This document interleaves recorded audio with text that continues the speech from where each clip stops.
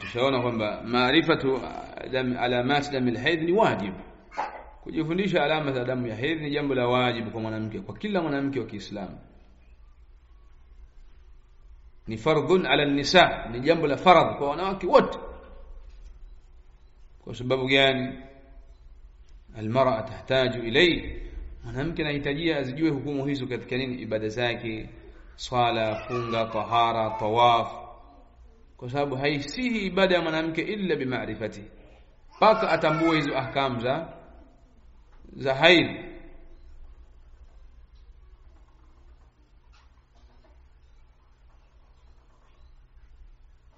Kama qala al-Imam Ahmad bin Hanbal rahimahullah, alaiha, ni juu yake huyo mwanamke, an tataallama, kujifundisha ma la budda laha, yale ambayo hayana budi kwake, min ahkamil haidhi wat tahara, kutokana hukumu za haidh na tahara. Na maulama na qaida tutajia, ma la yatimmu alwajibu illa bihi fa huwa wajib, lile ambalo jambo la wajibu halitatimia ila kwa hilo, basi kufanya hilo ni wajib. Ma la yatimmu alwajibu illa bihi fa huwa wajib, lile ambalo wajibu hautatimia ila kwa hilo, basi kufanya hilo ni wajibu. Kwa hiyo ilipokuwa swala ni jambo la wajibu, lakini swala haitatimia ila kwa tahara, na tahara haitasihi ila mwanamke atakapokuwa ametambua hedhi na tahara. Kwa hiyo kutambua hedhi ni wajibatun. Maarifatul haidh au maarifatu ahkamil haidha au alhaidh wajibatun. Lakini hii hanadilia mkazo tu katika haya ambayo tumeyasema. As-sahabiyat, athari ambazo zimepokea kutoka kwa masahaba wa kike. كانت النساء في عهد النبي صلى الله عليه وسلم يسألون أو يسألن النبي صلى الله عليه وسلم مباشرة. masahaba wa kike zama za Mtume sallallahu alayhi wasallam kwenda kumuuliza mtume wa Allah direct, moja kwa moja, amma sa'il haid, usana masala haid.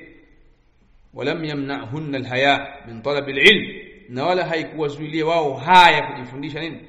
Kujifundisha ilmu, kama anavyosema Aisha radhiyallahu ta'ala anha, ni'ma an-nisa nisa'ul ansar, wanawake bora ni wanawake wa Ansar. Ni'ma an-nisa nisa'ul ansar, wanawake bora ni wanawake wa Ansar. Kwa nini?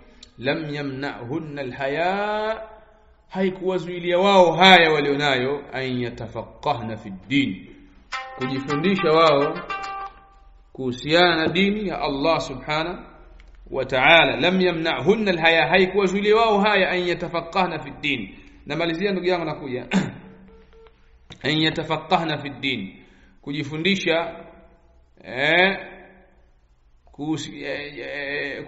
kujifundisha dini ya Allah, katika dini ya Allah subhanahu wa ta'ala. Rawahu al-Bukhari wa Muslim, rawahu al-Bukhari wa Muslim. Kwa hiyo kujifundisha damu, ahkamu za damu ya haidh ni wajibu, utake ustake, unalazimika mwanamke.